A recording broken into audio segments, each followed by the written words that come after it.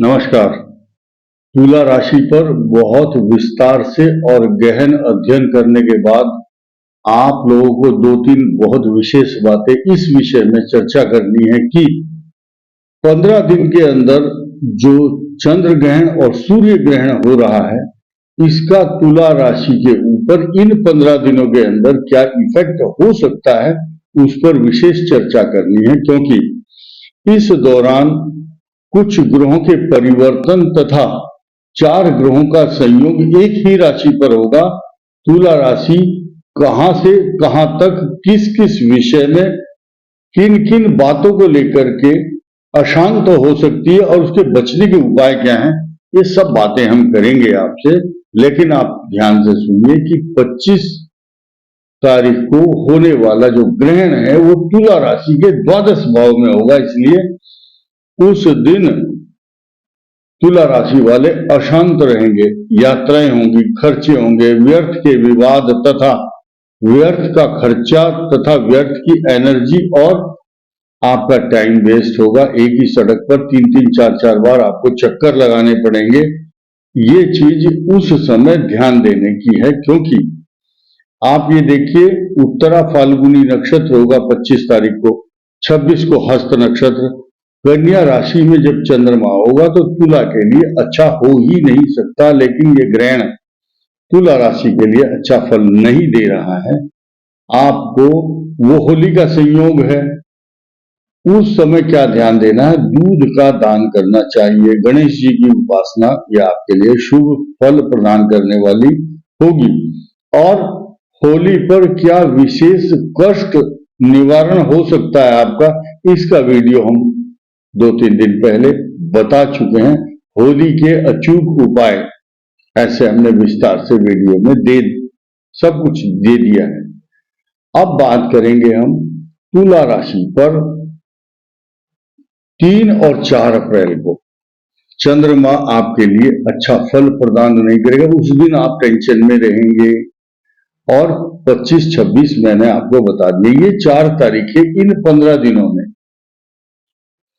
You should be very very careful. Prevention is better than cure. बचाव ही उपाय है। तथा गणेश जी की उपासना के साथ साथ अगर मंगलवार 2 अप्रैल को शीतला अष्टमी का व्रत करते हैं तो तुला राशि वालों के लिए सबसे बड़ी बात यह है कि उस दिन अगर व्रत करते हैं तो उनके बच्चों को खसरा, मिजल्स, बड़ी माता छोटी माता का प्रकोप नहीं होता है।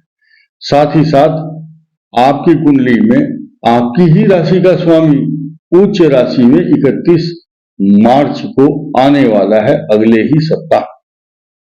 ये आपके लिए सभी मनोरथ पूर्ण करने वाला, वरदान देने वाला तथा सब सुख प्राप्त होंगे। तो क्योंकि आपके ऊपर ईश्वर की विशेष कृपा इन 15 दिनों में होगी, साथ ही साथ आप ध्यान देंगे कि आपके भाग्य स्थान का स्वामी 4 अप्रैल को जो आपके भाग्य स्थान को गवर्न करता है, उसके रिमोट से आपका भाग्य चलता है। वो ग्रह अस्त तो हो ही रहा है, साथ में उसी दिन एक ही सिचुएशन में वो रेट्रोग्रेड और कम्बस्ट प्लेनेट के रूप में काम करेगा।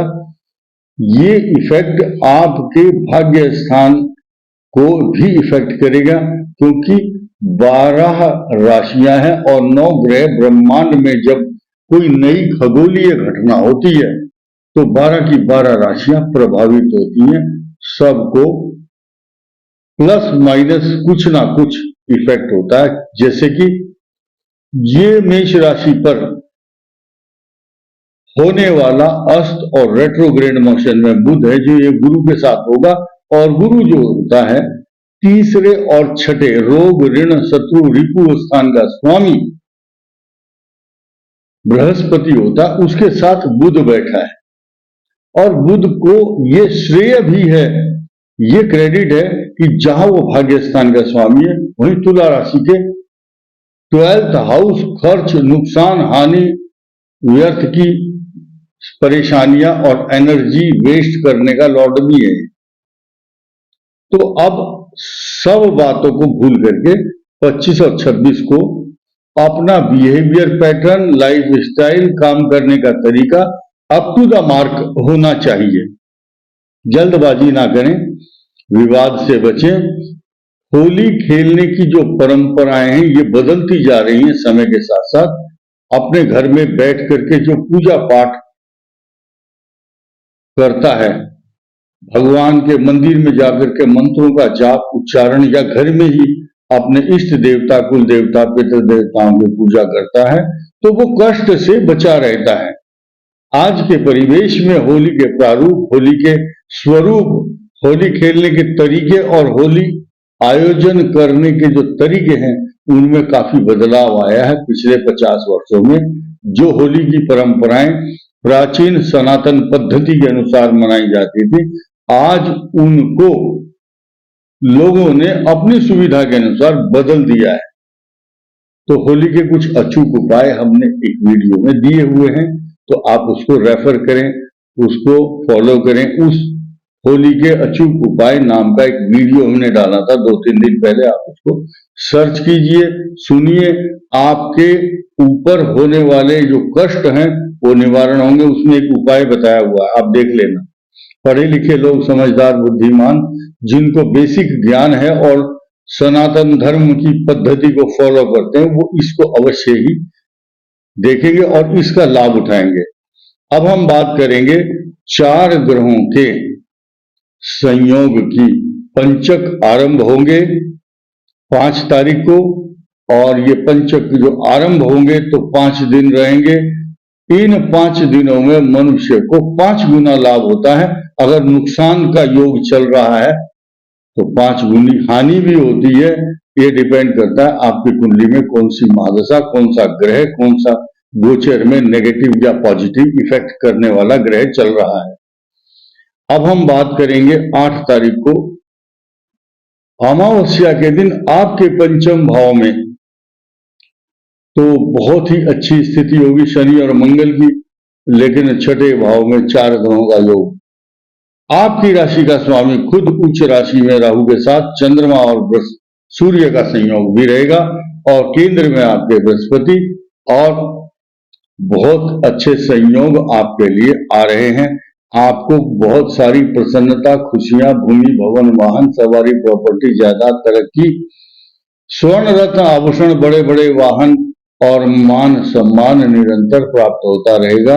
ऐसा ग्रहों का विश्लेषण मैंने आपके सामने बताया। लेकिन एक छोटी सी चीज ये है कि जिन तुला राशि वालों की कुंडली में चित्रा नक्षत्र में जिनका जन्म हुआ है, उनकी इस समय बृहस्पति की दशा चल रही है।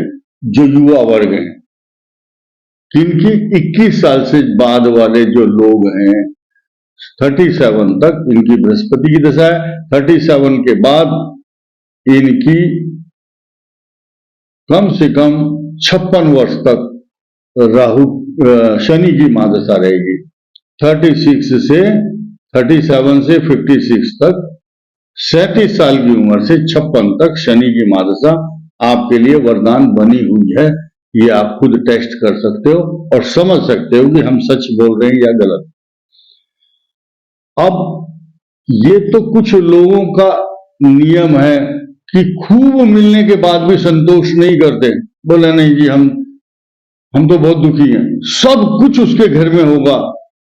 आप ये देखिए, एक पेन अगर उधार मांगते हैं थोड़ी देर के लिए, साइन करने के लिए, सिग्नेचर करने के लिए बैंक में, जब पेन लौटाते हैं तो थैंक यू बोलते हैं। जिस भगवान ने आपको अच्छा परिवार, धन, समृद्धि, पैसा, मकान, जमीन, पशु, सवारी, प्रॉपर्टी सब कुछ दिया है शनि दशा में, 37 साल की उम्र से 56 साल के बीच में ये शनि आपके लिए वरदान बना है, तो इसको और भगवान को एक बार शुक्रिया, धन्यवाद, थैंक यू तो बोलना बनता है। अब बुध की दशा 56 साल की उम्र के बाद वालों की बहुत शुभ, विदेश यात्रा, बाहर के रिसोर्सेज, बाहर के कार्यों से, विदेशों के रिसोर्सेज से, इंपोर्टर एक्सपोर्ट से लाभ होता है। केतु शुक्र दशा शुभ होती है। स्वाति नक्षत्र वालों की आप ये देखिए 34 साल की उम्र से पहले पहले गुरु दशा समाप्त हो चुकी है और 34 से 53 के बीच में शनि की महादशा में वरदान मिल रहे हैं, आपको सारे सुख मिल रहे हैं। बुध की दशा भी आपको यात्राएं कराएगी, लाभ होगा। केतु और शुक्र की दशा लाभ देगी। अब ये जो राशि है, विशाखा नक्षत्र की बात कर रहे हैं हम, जिसके 3 चरण तक तुला राशि है, ती तू ते।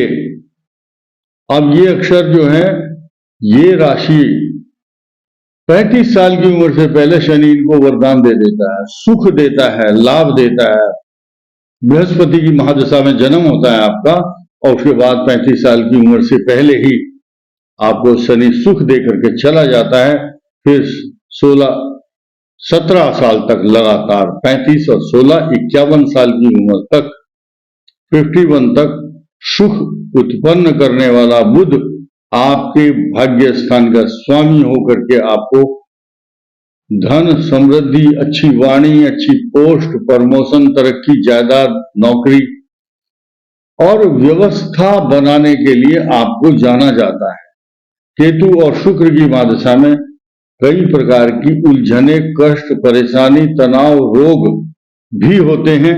ये अपना अपना ग्रहों की कुंडली के ग्रहों के अनुसार कर्म का फल सब लोग प्राप्त करते हैं। जिसकी कुंडली में जैसा अच्छा ग्रह होगा तो अच्छा लाभ देगा, लेकिन ये जो आकलन हमने बताया है महादशाओं का, ये आपके लिए वरदान बनेगा। इस वीडियो में इतना ही। धन्यवाद, नमस्कार।